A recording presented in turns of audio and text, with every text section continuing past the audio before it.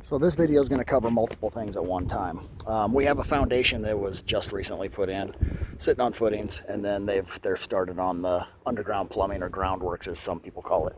I like to call it groundworks, some people call it underground plumbing. We got a stop box that looks like it's going to be out in the sidewalk in front of the driveway, right here. So that's your main water shutoff. Then you got your 1-inch supply line that runs up into the house under the slab, or sorry, under the stoop. And it punches in right there under the stoop, and then you got your drain lines coming out too, where you're going to have your sewer and your storm going out for the sump pump.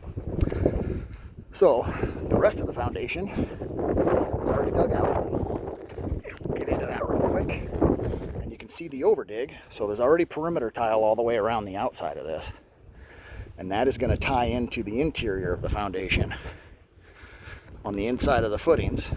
So this perimeter tile goes around all the way around the outside, and then you can see in those window wells right there the black perf pipe that goes down, and that takes top water down as well, down into that exterior perimeter tile that ties into the interior perimeter tile that hasn't been laid yet, because the concrete guys will do that at the time that they install their flat work.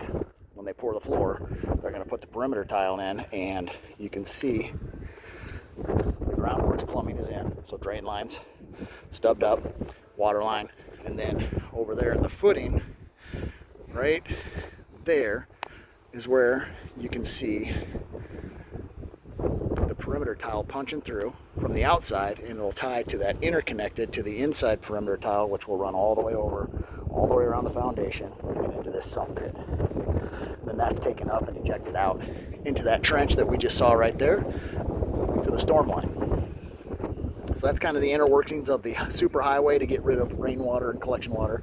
And then that's also why you see soil compaction and settling on the outside of the foundation, because we got to do this extra work down here to put the perimeter tile in. So you got an overdig, so you can set your footings, put your pans in to set your walls, and then also add the tile. Well, that's disturbed soil, and when you disturb soil, it's very difficult to get it back to compaction, what it was when God made it, or however you want to look at it. So the more rain you get, the more compacted it gets, and that's what causes the settling, just because primarily it's around the overdig portion of the foundation.